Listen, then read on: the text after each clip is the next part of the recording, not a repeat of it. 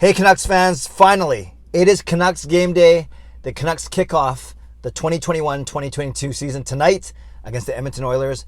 I'm going to set up the game and also share a couple other things that I'm really excited about. I'm Canuck Clay. I'm the founder of the GLCPC, the Good Looking Canucks Positivity Club. This is my Canucks take all in one take. It's Clay's Canucks commentary for Wednesday, October the 13th. If you're new, this is what you must do. Hit the subscribe button now for daily Canucks insight that's positive, timely, and trustworthy.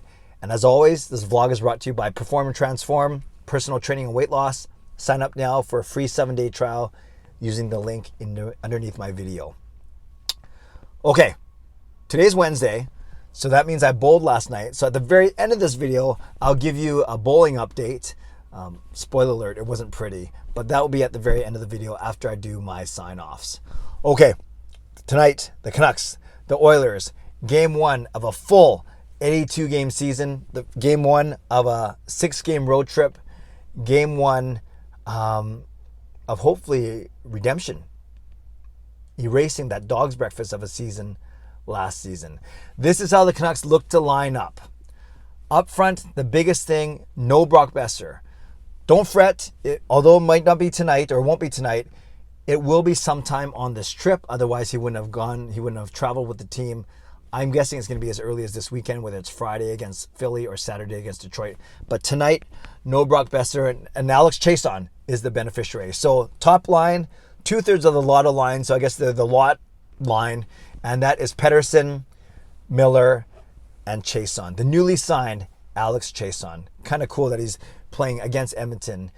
He came onto the Edmonton Oilers roster as a PTO 3 years ago, and now, or they call it full circle or ironic or fitting, whatever the word is, Chiasson will be coming off a PTO with the Canucks against his former team. So Pettersson, Miller, Chiasson, that's your first line. Your second line is Bo Horvat between Connor Garland and Tanner Pearson. I like the look of that line. Could be the line that's tasked with shutting down McDavid somehow.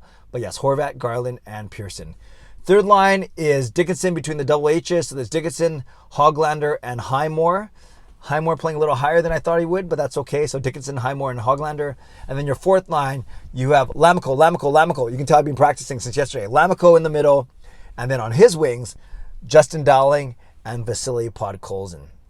Bottom six, not the strongest I've heard ever when you have names like Highmore, Lammikko, Dowling in there. I know Podkolzin and Hoglander, Dickinson, we have high hopes for. So that's how the Canucks are going to line up front. On D, it is OEL and Myers, Hughes and Pullman. No surprise there in the top four. And then all along, I thought it was going to be this veteran, reliable, low-maintenance pairing of Brad Hunt and Luke Schenn.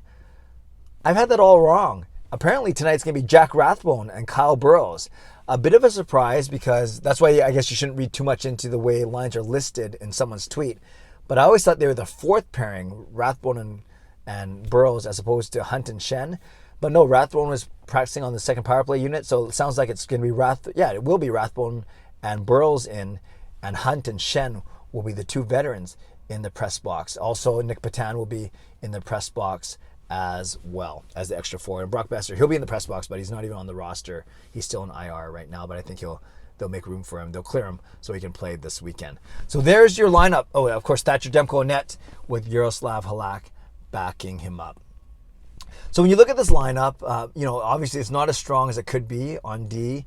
Hamnick would be a great addition to that group. And then up front, of course, Brock Boeser is the main one, but you have Tyler Mott and Brandon Sutter out. That's why you have guys like Lammikko and Highmore and Dowling in. So you're missing Brock, you're missing Mott, and you're missing Sutter. That's 3 of your top 12 forwards, and in Brock's case, a top line forward.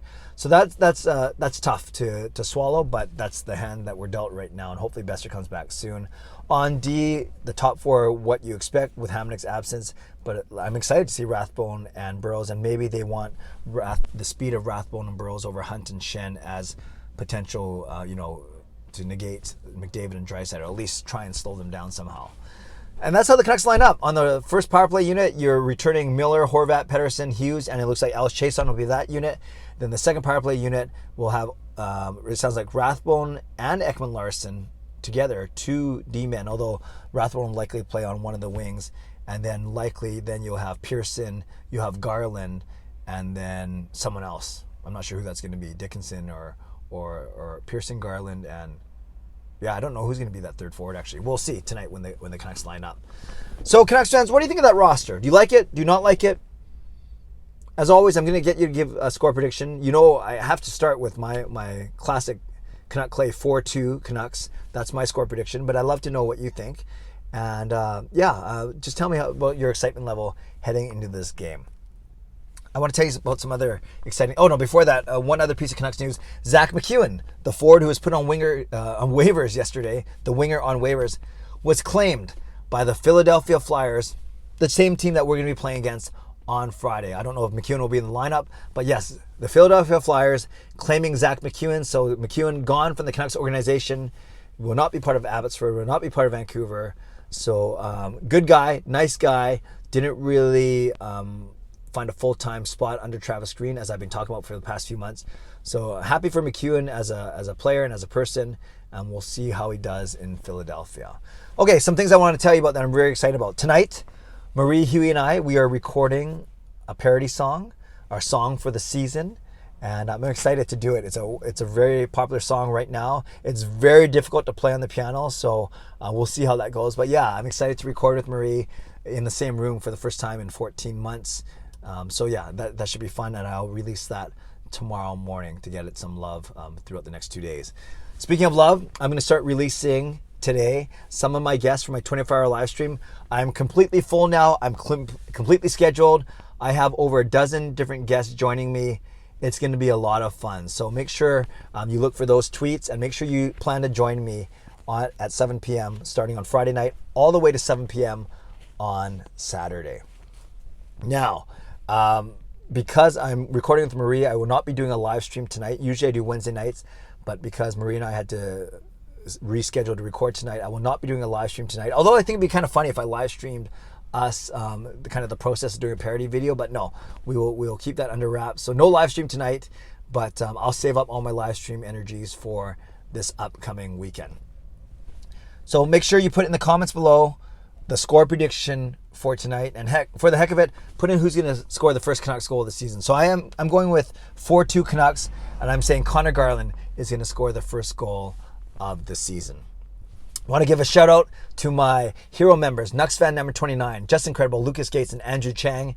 And to my by the way, Andrew's going to be at the game in Edmonton, which is kind of cool. And to my Hall of Fame members, Jens95, Sim Alexander, Chris Seifert, Adam Broomfield, and Shannon Hollingworth. Thanks for the support of all of you. All members of all levels, you are listed in my video descriptions. And if you want to become a member of the CCC Crew, now's the time to do it before the season starts. Press the join button underneath this or in my videos or on the memberships tab on my YouTube channel. Okay, last thing, bowling. Basically, you just need to know that it's out of 50. That's the easiest way to explain it. Me against their leadoff guy out of 10, right? Each game, we play 4 games. Each game is worth 2 points, and then the total is worth 2. So then me against the other guys were 10, second guys were 10, Jacob against the third guys were 10, so that's 30. And then each of the individual games is worth 4 points. Game 1, game 2, game 3, 4 total. And then the final game, the final total is worth another extra 4 bonus points. So there's your 50 total. We didn't do so good yesterday. We only got 18 points. Jacob bowled really well, and he's actually the third best bowler in the league. And this is an adult league. Except the guy he was playing against just had a really good night, a guy that I've played with before on his team. So it was a really great battle watching them go. All games were over 220 for those guys. Me, not so much. I bowled 124, which sucks, then 183, 171, 163. So one really bad game, 3 decent games, but I only ended up getting 4 out of the 10 points. So I lost game 1 by a lot. The other guy bowled 210, which was quite impressive. So he's already up 90 pins on me. And then I beat him in games 2 and 3, but he beat me in game 4, and he won total because of that gap. So I won 2 games, he won 2 games, so 4 points each, but then he won total. So that's why he got 6, and I only got 4. So I always want to come up with a winning record, so I did not last night. But hey, hopefully the Canucks do better than I did, and hopefully they come out of tonight with a winning record. So there we go. So we're still near the bottom of the standings, but we hope to pick it up next week. So if I got 4 points, I think our middle guy got 4. I think Jacob got 2 or 4, and then we only won 2 of the games, so that doesn't add up That adds up to 20. So I won 4. One of Jacob or Arnold only got 2. So 4, 4, and 2.